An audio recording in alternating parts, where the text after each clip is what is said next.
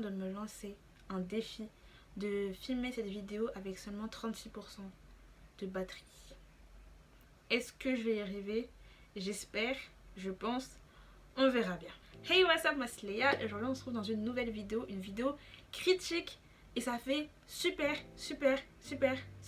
longtemps que j'ai pas fait de vidéo critique sur cette chaîne. J'en ai pas filmé tout court. La dernière vidéo critique, c'était sur Disney, un film de Disney comme par hasard. En plus, aujourd'hui, on va parler de quoi de Disney? C'était sur le film Avalonia qui était sorti en fin 2022. Et là, aujourd'hui, on se retrouve pour le nouveau dernier live action de Disney sur l'un de leurs grands classiques, La Petite Sirène. Voilà. D'ailleurs, Disney, ils ont sorti un autre live action avant La Petite Sirène. Je sais plus trop quand est-ce que c'était sorti. C'était en mai ou en avril, je sais plus. En tout cas, c'était sur aussi un autre de leurs classiques là, Peter Pan. Et c'était genre le nom du live action, c'était Peter Pan et Wendy, qui est sur Disney Plus depuis un petit moment maintenant.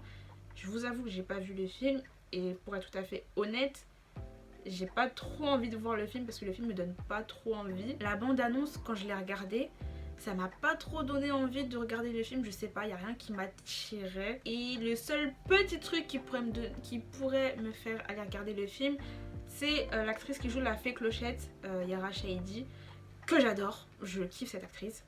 Voilà. Mais sinon, à part ça, j'ai pas trop envie, et en plus, j'entends plus du négatif sur ce film que du positif, donc ça donne encore moins envie de le regarder. Mais peut-être que je vais regarder juste par curiosité, je sais pas. Un jour où j'ai rien à faire et j'ai pas envie de tuer ma journée, bah je regarderai, je pense. Pourquoi pas, genre comme ça je me ferai mon propre avis. Mais si je regarde le film, je pense pas que je ferai une vidéo critique. Désolée. Ou sinon je fais une mini vidéo critique mais en mode sur TikTok ou je sais pas.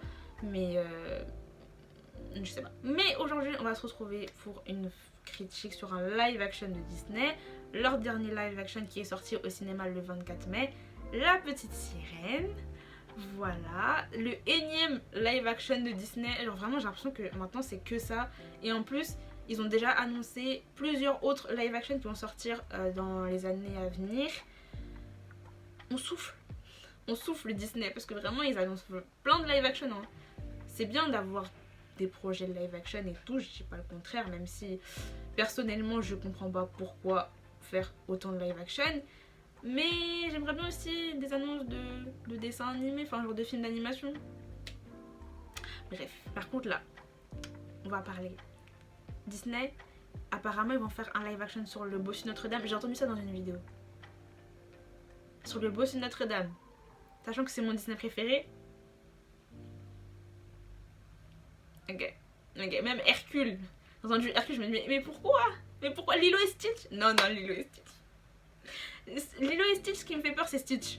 C'est tout simplement ça. Parce que c'est quand même le personnage principal. Si vous ruinez Stitch, j'ai peur. Ça va sortir sur Disney Plus en plus.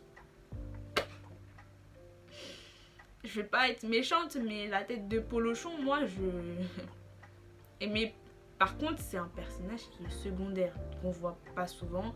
Donc en soi, voilà. Mais là, je m'égare, on revient sur notre sujet de base qui est La Petite Sirène.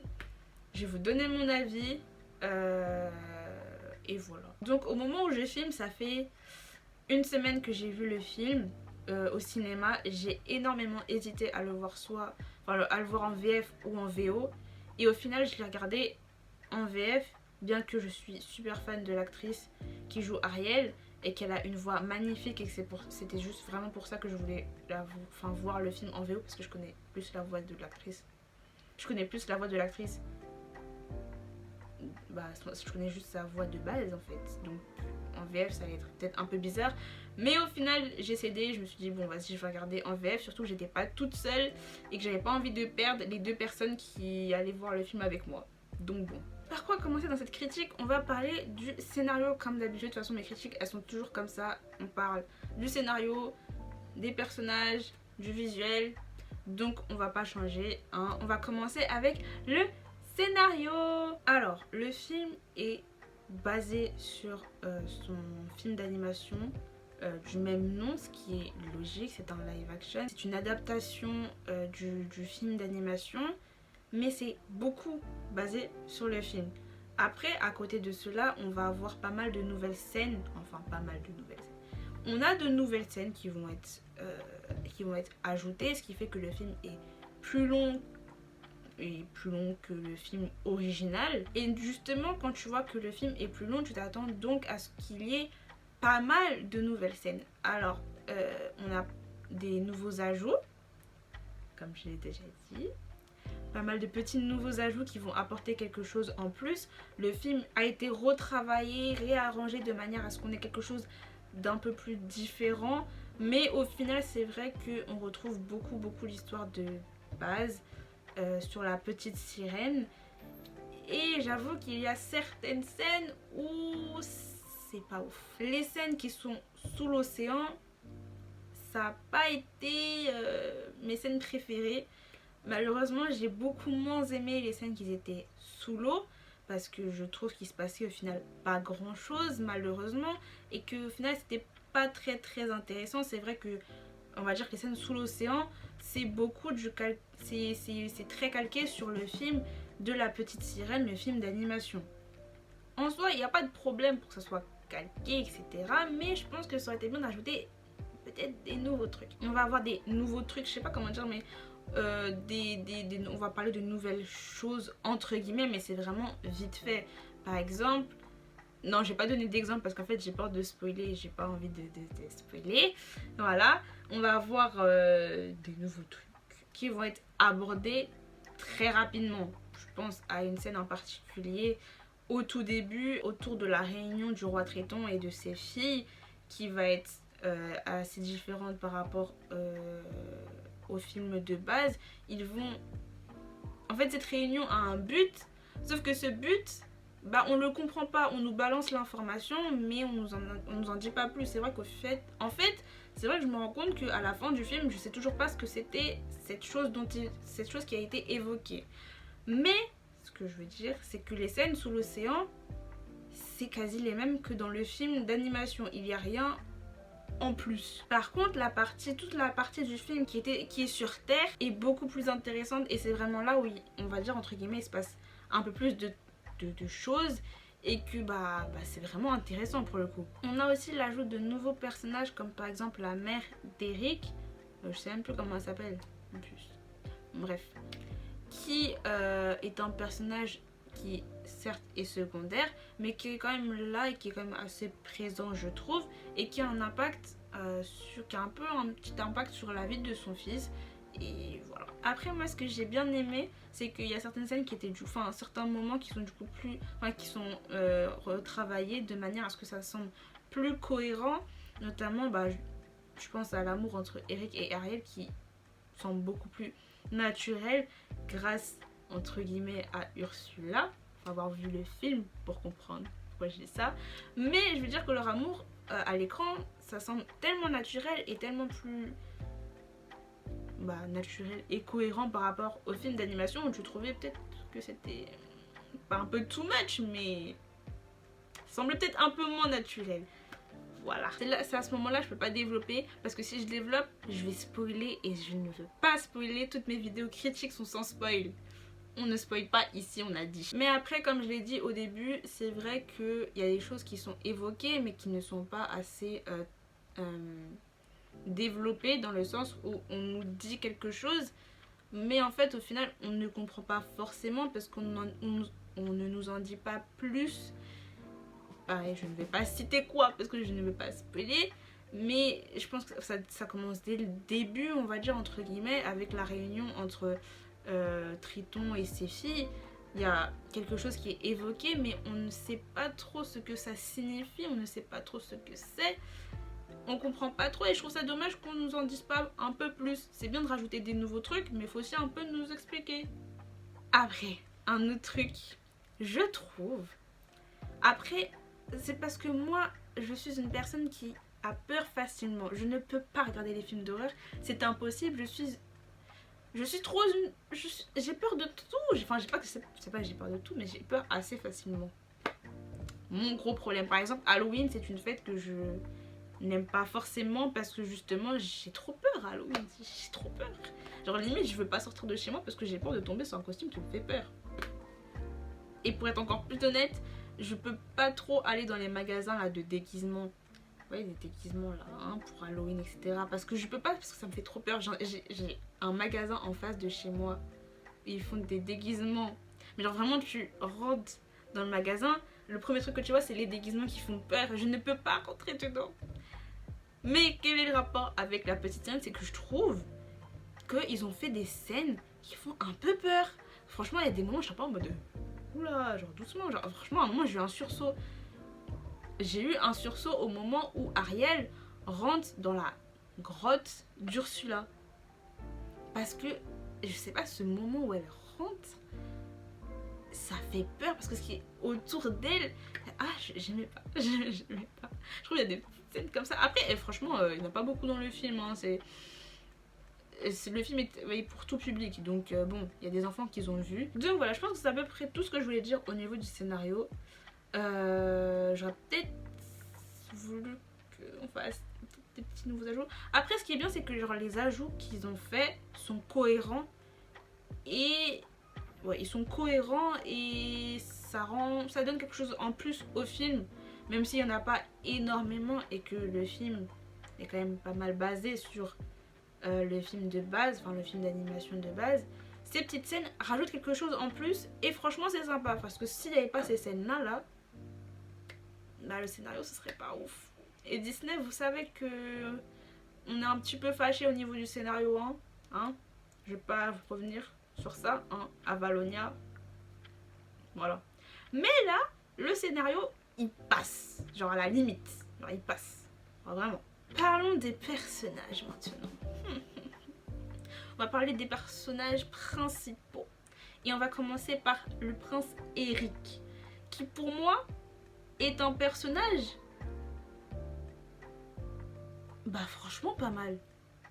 Franchement, je m'attendais pas à ce que le prince il soit vraiment bien. Pour le coup, j'avoue que je préfère le prince dans ce film-là que dans le film d'avant. Mais en plus déjà de base j'aime bien le prince Eric, genre je sais pas, c'est un des rares princes que j'aime bien. Je suis méchante, mais genre il y a des princes franchement, genre le prince de Cendrillon, le prince dans la belle... Non, la belle boîte de dormant en vrai ça va. Dans Blanche-Neige, c'est pas forcément des princes que j'apprécie, mais le prince Eric, je sais pas, c'est un prince que j'ai toujours bien aimé chez Disney.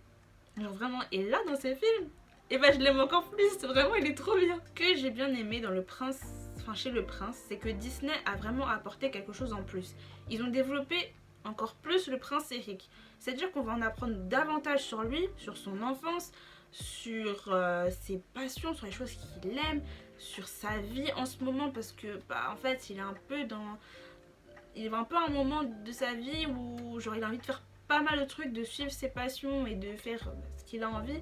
Sauf qu'en fait il y a sa mère qui lui dit mec, arrête tes voyages là sur l'océan, arrête de naviguer je ne sais où, reviens ici, viens prendre ton rôle de prince là, viens régner comme il le faut, viens faire les choses qu'il faut faire ici. Sauf que lui, bah, pas forcément envie. Pas maintenant. Il y a trop de choses qu'il veut, enfin c'est pas qu'il y a trop de choses qu'il veut faire, c'est qu'il y a des choses qu'il veut absolument faire. Mais malheureusement sa mère ne veut pas, surtout après le naufrage qu'il a fait. Ça c'est pas du spoil parce que c'est le même naufrage dans le film d'animation, hein, voilà. Le naufrage qu'il a fait où il a failli mourir, sa mère elle était comme ça. Tu m'étonnes que sa mère elle a dit reste à la maison s'il te plaît, viens faire ton prince ici, reste ici, hein. Va pas repartir naviguer et tu refais un naufrage, non.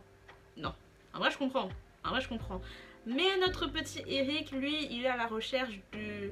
On va pas dire d'aventure, mais il y a un truc. Il aime naviguer, il aime ça. Et genre lui dire non, il ne navigue plus, ça pose problème. Et là, je vais faire un parallèle avec un personnage qui n'est pas du tout chez Disney, qui n'est pas du tout dans les films d'animation, qui vient d'une série. Et peut-être que certains vous comprennent ou pas. Si vous avez vu le spin-off sur la reine Charlotte, peut-être que vous allez me comprendre. Ce spin-off qui est sur un personnage de la série La Chronique des Bridgerton. Je parle du roi George. Pour moi, quand j'ai vu le personnage d'Eric au cinéma et que j'ai vu j'en ai appris plus sur lui et que j'ai vu cette situation dans laquelle il est, ça m'a fait penser au roi George dans la reine Charlotte, parce que c'est un peu la même chose. Genre lui il a envie de faire des choses, sauf qu'on lui dit monsieur vous êtes roi, vous pouvez pas aller n'importe où, faire tout ce que vous voulez, vous êtes roi, vous devez venir ici, faire les choses qu'il faut faire en tant que roi, régner comme un roi, régner comme il se doit. Sauf que lui, pas envie, pas prêt, pas... Voilà. Et en fait ces deux personnages, je trouve quand même assez similaires, d'une certaine manière. Bon, après, ils ont des problèmes qui sont assez différents. Je vais pas m'étaler, pour ceux qui ont vu. Ah non, en fait, je vais pas m'étaler parce que s'il y en a qui veulent regarder le spin-off et que je commence à spoiler... Quoique, dans les Bridgerton, je pense que... Ah, soit non, parce que j'avais pas forcément capté. Je savais qu'il avait un problème, mais j'avais pas capté. Bref. Mais je trouvais ces deux personnages assez similaires et du coup, j'ai trouvé ça assez étonnant. Enfin, pas étonnant, mais genre... ouais, ok. Genre... yes. Mais si je dois l'associer à un personnage qui est beaucoup plus proche de lui, c'est à Ariel. Franchement, les deux... En fait, t'as l'impression que c'est... Enfin, c'est pas les mêmes, mais en fait, ils sont assez complémentaires parce que... C'est pas qu'ils ont les mêmes problèmes, mais ils ont des problèmes qui sont similaires. Ils veulent faire des choses, mais leurs parents sont contre. On leur interdit de les faire. Enfin, on leur interdit, c'est un grand mot. Mais on leur dit non, fais pas ça. Et eux, en fait, ils veulent faire ce qu'ils veulent faire, en fait. Tout simplement. Ariel, elle va aller découvrir le monde des humains. Lui, il veut naviguer, il veut faire des choses. Et en fait, ces deux personnages sont très liés parce que chacun, ça apporte quelque chose à l'autre. On va comprendre, on va le voir tout simplement au fur et à mesure du film et justement après leur rencontre. Et aussi ils sont très complémentaires parce qu'en fait, comme je disais, l'un apporte quelque chose à l'autre, mais faut pas oublier que Eric, il est attiré par l'océan. D'ailleurs, un peu comme Ariel, il a plein de trésors chez lui et il fait une collection. Ariel a des connaissances sur ses trésors et lui, il a des connaissances sur le monde des humains. C'est un humain, c'est logique. Et donc du coup, il permet à Ariel de comprendre certaines choses qu'elle ne pouvait pas comprendre par elle-même. Donc, il match super bien. Donc du coup, c'est cool de la part de Disney d'avoir développé encore plus le prince Eric. Ça le rend peut-être d'une certaine manière un petit peu plus humain. Enfin, je ne sais pas si on peut dire ça comme ça. Mais... il a des passions, il aime des choses, on apprend des choses sur son enfance. Enfin, je vais pas dire qu'on soit un peu plus proche du prince Eric, mais c'est un personnage qu'on peut plus apprécier du coup. On va parler maintenant de Ariel. Wouhou! Jouée par une actrice que j'aime beaucoup, Hailey Bailey. Wouhou! J'adore cette actrice, j'adore cette chanteuse, parce que moi je l'ai découverte en tant que chanteuse avec sa sœur. Et elle a une voix mais tellement belle. Ma caméra s'est coupée en plein milieu de mon discours, donc je sais quoi. Oui, Hailey Bailey. Elle a une trop belle voix et je l'ai découverte en tant que chanteuse avec sa sœur. Oui. Et que du coup elle a une très belle voix. Et que oui, Disney a fait un super choix parce que en fait sa voix match très bien avec le personnage d'Ariel en fait. Et l'actrice en elle-même match bien parce que elle est si innocente. C'est Ariel. Genre en mode de... Je trouve que moi, le jeu de l'actrice, franchement, j'ai aucun problème. Genre vraiment... Après, est-ce que j'ai fait ça parce que j'aime l'actrice? Non. Moi, je suis... Moi, je donne mon vrai avis. Non, vraiment, je trouve que... L'actrice est très, très bien choisie pour le personnage d'Ariel. Et elle incarne l'innocence d'Ariel. Vraiment... Mais en fait, j'ai pas grand chose à dire sur le personnage d'Ariel. Je trouve que c'est un personnage du coup qui reste fidèle à celui du film d'animation. Et voilà. Je trouve personnellement que sa voix elle est assez bien interprétée. Et sa voix incroyable. On va me dire, oui mais Cecilia, t'as pas vu le film en VO, comment tu peux dire que c'est incroyable? C'est juste parce qu'en fait j'ai écouté des sons, des musiques de la bande originale. Avec la voix de Hailey et que c'est incroyable, sa voix elle est tellement belle, genre vraiment j'adore, je suis fan, je suis une grande fan. En plus moi j'ai écouté deux musiques, j'ai écouté Partir là-bas et du coup en version originale et For the First Time. Waouh, Genre vraiment, en plus for the first time, je l'écoute en boucle en ce moment. Je peux plus ne pas l'écouter. Enfin, je l'écoute en boucle. Je l'écoute en boucle, elle ne sort pas de ma tête. C'est incroyable. Mais si je vais parler de la voix en français, je vous avoue que j'ai un petit problème. Parce que c'est quelque chose que je savais de base. Quand j'ai vu la bande-annonce de La Petite Sirène, je l'écoutais direct en version originale, hein, genre en anglais du coup. Parce que c'était la voix de Hailey et que je voulais voir avec la voix d'Hailey. Donc je l'ai d'abord écouté en anglais et après je l'ai écouté en français. Et en français, j'ai eu un peu de mal parce que je suis habituée à la voix de l'actrice, que ce soit sa voix parlée ou sa voix chantée, quand elle chante ou quand elle parle. Je suis habituée à sa voix en fait. Et de l'entendre en français, j'ai du mal parce que je suis pas habituée. Et j'ai eu du mal. Sachant que en plus, il faut savoir que la personne qui double La Petite Sirène en français, c'est la même personne qui fait la voix en français de Vaiana. Et quand tu entends sa voix, j'entendais plus de Vaiana que Ariel. Et c'est ça qui m'a un peu perturbée.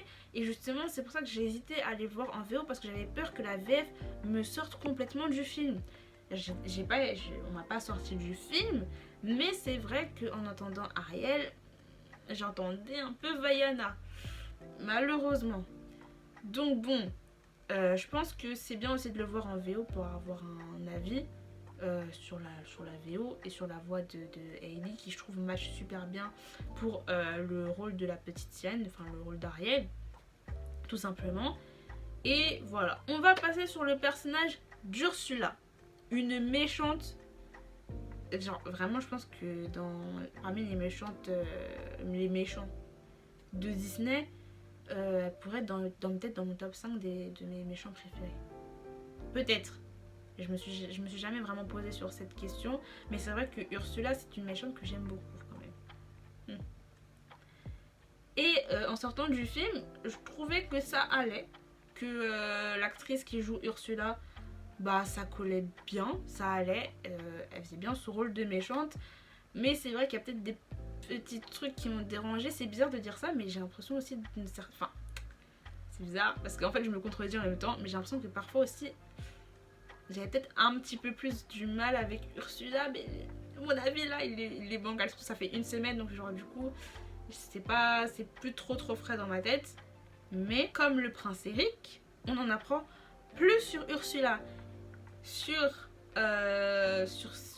sa famille. On apprend des choses sur sa famille, je ne vais pas en dire plus. On comprend pourquoi elle a été pourquoi elle est dans cette grosse, pourquoi elle est à l'écart du monde, voilà. Mais le personnage n'est pas développé à la même échelle que le prince Eric.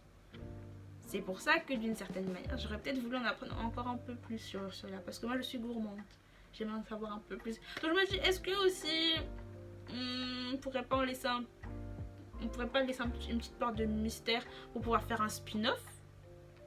Ça me dérangerait pas un spin-off sur Ursula, parce que ils ont déjà fait Disney des spin-offs sur les méchants, et sur deux méchantes, Maléfique et Cruella, et je crois que c'est les deux seuls qui ont eu droit à un spin-off. Je crois, si je ne dis pas de bêtises. Donc un spin-off sur Ursula, franchement ça pourrait être grave sympa. Genre vraiment les deux spin-offs sur Maléfique et Cruella, moi je les avais kiffés. Donc un spin-off sur Ursula, je me dis pourquoi pas en vrai. Ça pourrait être vraiment sympa. Genre ouais. Mais j'ai une impression que le personnage d'Ursula était beaucoup plus imposant, beaucoup plus... Elle était là quoi, genre en mode... Tu savais qu'elle était là par sa présence, genre par son charisme. Genre dans le film d'animation, Ursula c'était quelqu'un. Genre vraiment, Ursula, quand elle était là, mais... J'ai plus les mots, vraiment, elle pète ça. Vraiment j'ai plus les mots, parce que c'était une méchante. Mais tu pouvais pas l'oublier, tu pouvais pas l'effacer de ta mémoire. Parce que tout était fait pour que tu ne l'oublies pas. Et là, je trouve que dans le live action, peut-être un peu moins. peut-être qu'elle est peut-être un peu moins comme dans la... Elle a peut-être moins la même vibe que dans le film d'animation. J'ai l'impression. Mais d'une certaine manière, c'est vrai que dans le film d'animation, comme je vous l'ai dit, j'ai peur facilement. Je trouve que Ursula, c'était quelqu'un... Elle faisait quand même un peu peur. Voilà. Elle faisait quand même un peu peur. Là où dans le live action, elle ne fait pas vraiment peur. Enfin... Là où je vais rebalancer encore, on va dire d'un côté si, parce que c'est vrai que du coup dans le live action, Disney décide de faire peut-être quelque chose d'un peu plus dark, un peu plus sombre, un peu plus ténébreux, parce que quand tu arrives dans la grotte, et comme j'ai dit au début, tu n'as pas envie d'aller dans la grotte, parce que la grotte fait très peur. Même Ariel elle-même a peur, parce que quand elle rentre dans la grotte, il y a des créatures qui l'attrapent, il y a des créatures qui sont autour d'elle, qui ne font pas qui nous font peur, voilà, qui ne sont pas agréables à regarder. Et vraiment, tu rentres dans la grotte, mais t'as cette sensation, genre, c'est pas que t'es pas bien, mais genre, non, t'es pas bien en fait, t'es pas bien du tout. C'est sombre, tu vois rien du tout, t'as Ursula qui est là, tu vois, un peu cet univers de méchants, voilà, hein, bien dans le côté sombre, ténébreux, etc. Donc, assez différent dans le film d'animation, puisque dans le film d'animation, tout est éclairé, tu vois tout, et si tu ne vois rien, tu ne sais pas où tu es, ça fait peur. Ça fait peur. Et c'est ce qu'on veut pour un méchant, c'est que ce méchant nous fasse peur un peu. Mais on se rappelle aussi que nous sommes sur un film qui est tout public. Un film où des enfants vont aller au cinéma pour voir leur petite sirène, pour voir leurs personnages qu'ils connaissent dans le dessin animé. Donc, on n'a pas forcément non plus envie que ça tourne à l'horreur, sachant qu'il y a des scènes dans La Petite Sirène, dans le film d'animation, je vous avoue que c'est pas des scènes qui sont très très jolies, enfin genre ça fait un petit peu flipper, hein, comme moi franchement, moi cette scène, elle fait quand même peur, mais cette scène est incroyable, la scène où tu vois Ursula au fond de l'océan avec son trident qu'elle vient de prendre à Triton, et qui pète un câble parce que genre ces deux amis fidèles sont morts, elle les a tués sans faire exprès, et elle pète un câble et elle commence à avoir toute cette rage et elle grossit, et elle sort de l'océan, un truc balèze qui sort. Je vous avoue que cette scène, vraiment quand je suis en train de raconter cette scène, c'est une scène incroyable dans un film, vraiment cette scène elle est ouf. Et elle fait aussi un peu peur quand même, parce que Ursula est dans tous ses états et que elle est pas, enfin elle est pas gentille, elle est méchante, ok? Elle est méchante. Mais si on doit adapter ces scènes-là dans un live action, peut-être que ça, est-ce qu'on va tourner sur un truc qui va faire plus de l'horreur, je ne sais pas. Mais c'est vrai que cette scène dans le live action, elle est présente et moins grandiose si on peut dire ça. Que dans le dessin animé. Peut-être qu'elle fait un peu moins flipper aussi. Parce qu'en fait, au final, on voit pas trop Ursula. On voit cette grande créature gigantesque, mais on la voit pas non plus si bien que ça. Enfin, surtout son visage, on ne le voit pas trop. Elle semble peut-être un peu moins spectaculaire dans le live action et peut-être pas aussi très belle. Elle est pas très belle. Mais pareil, autre scène du film d'animation, la scène où Vanessa là, et reprend sa forme, enfin Vanessa, qui est Ursula en soi. Ursula qui était devenue humaine et qui s'était fait passer pour Vanessa, redevient elle-même sur le bateau et qu'on voit Ursula dans sa vraie nature, enfin sa vraie apparence.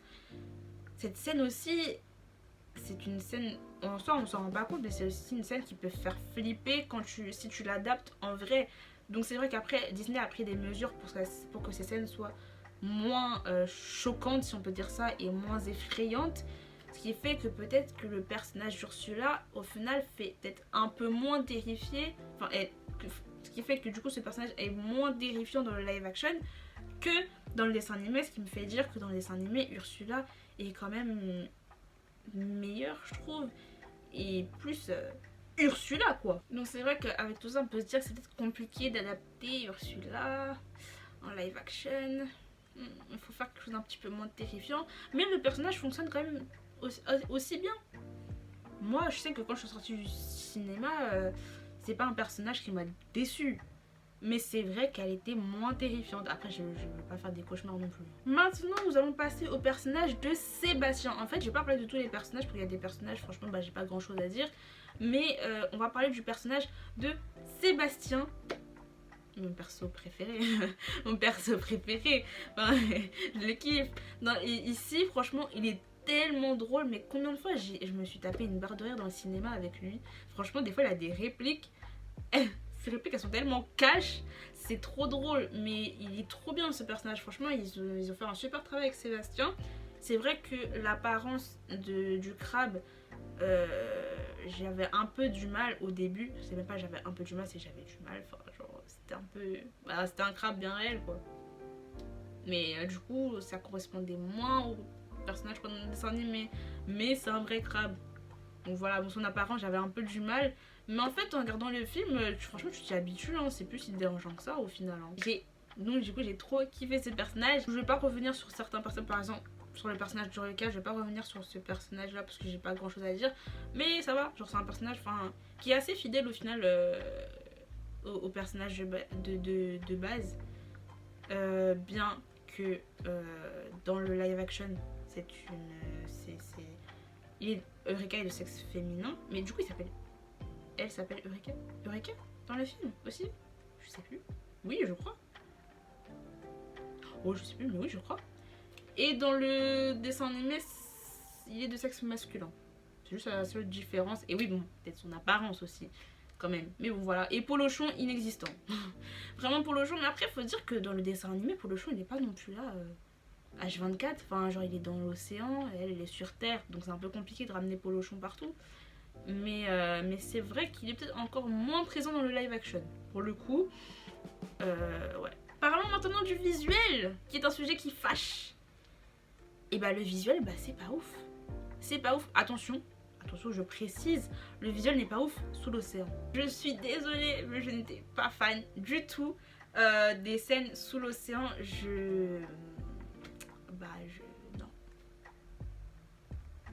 Non.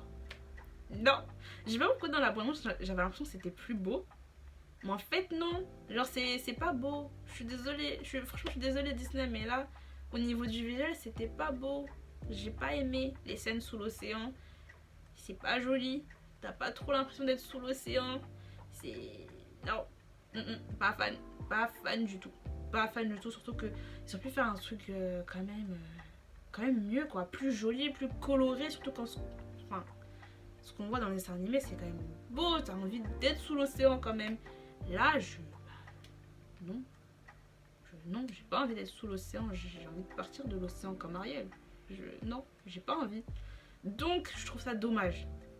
Parce que je pense que c'est là où peut-être on attendait Disney, c'était les scènes sous l'océan. Un truc qui soit joli, qui soit potable. Enfin, pas potable, qui soit joli. Mais là, c'est pas joli. C'est pas joli. Après, il y a les musiques. Bon, on a les musiques de base et on a des nouvelles musiques. Notamment la musique avec le prince Eric. Bah en fait, à la première écoute, j'étais pas trop fan. Hein. Je sais pas. Genre, vraiment, je savais qu'elle allait faire une chanson. Je me suis dit, oh bah tiens, pourquoi pas. Et en fait, non. J'étais pas trop fan. Faudrait peut-être que je la réécoute pour voir, mais. Et par contre, For the First Time. Oh là là, cette chanson, je l'aime trop. Cette chanson, je l'aime trop. Je l'écoute en boucle. Parce que je sais que quand j'ai regardé en français, j'avais beaucoup aimé la chanson. Sauf qu'après, je me souvenais plus. Vous savez, le truc quand vous écoutez pour la première fois, puis après, vous vous souvenez plus. Bref, je me souvenais plus de la chanson. Et en fait, en ce moment, sur TikTok, j'ai cette chanson qui tourne beaucoup dans mes pour toi, mais la version originale du coup. Et je l'ai réécoutée hier, en version originale. Je ne fais que écouter ça depuis. Cette chanson est trop bien. Vraiment. Vraiment, parmi les chansons, les nouvelles chansons, c'est ma préférée. Hein. Elle est trop bien, elle est trop bien, elle est trop bien. Voilà.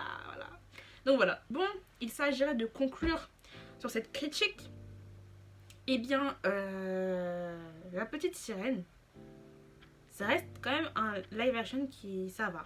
Ça passe, c'est quand même bien. On a des nouveaux ajouts, on a des nouvelles scènes, ce qui fait que le film paraît un peu plus cohérent. Même si peut-être qu'on aurait voulu peut-être encore plus de nouvelles scènes ou des choses qui sont un peu plus développées et pas juste annoncées comme ça et puis basta. Mais ça reste quand même un bon film. Moi j'ai passé un bon moment devant. J'ai kiffé surtout les scènes qui n'étaient pas sous l'océan. Surtout les scènes sur Terre. Les acteurs, franchement, c'était bien. Franchement c'était bien. Genre ils sont super bien joués. Et le prince Eric est trop bien. Je pense que peut-être que ça va être mon deuxième personnage préféré dans les live action.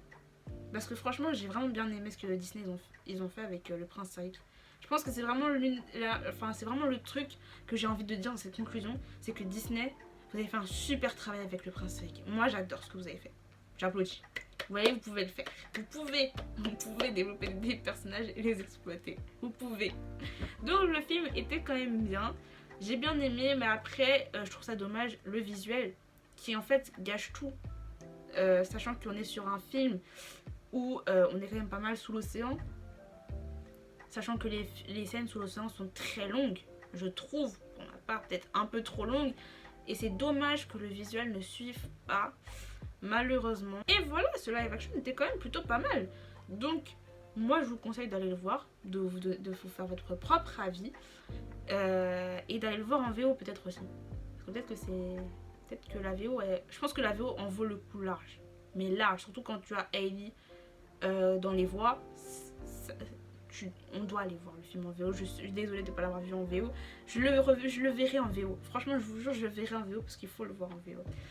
Mais voilà, n'hésitez pas à me donner votre avis sur le live action de La Petite Sirène. Je sais que les critiques sont assez... c'est pas fameux. Je sais que les films on a pris quand même pas mal. Enfin genre, c'était pas fameux. Mais n'hésitez pas à n'hésitez pas à me donner votre avis en commentaire si vous avez vu le film, si est-ce que vous allez aller voir le film. Moi je sais que c'était un film que j'attendais beaucoup après Mario. Voilà. D'ailleurs, je vais peut-être faire une critique sur le film de Mario parce que j'ai bien envie d'en parler aussi. Bien que le film soit sorti il y a 2 mois et que je suis en retard. Mais j'ai vu le film en plus. J'ai vu le film pendant les vacances, je crois. Les vacances de Pâques. Voilà. Mais j'ai pas le temps de faire la critique. Donc voilà, n'hésitez pas à me dire tout ça en commentaire. N'hésitez pas à liker, à vous abonner si vous voulez voir plus de vidéos. On va essayer de revenir petit à petit sur YouTube. Voilà. Et sur ce, moi je vous dis à la prochaine.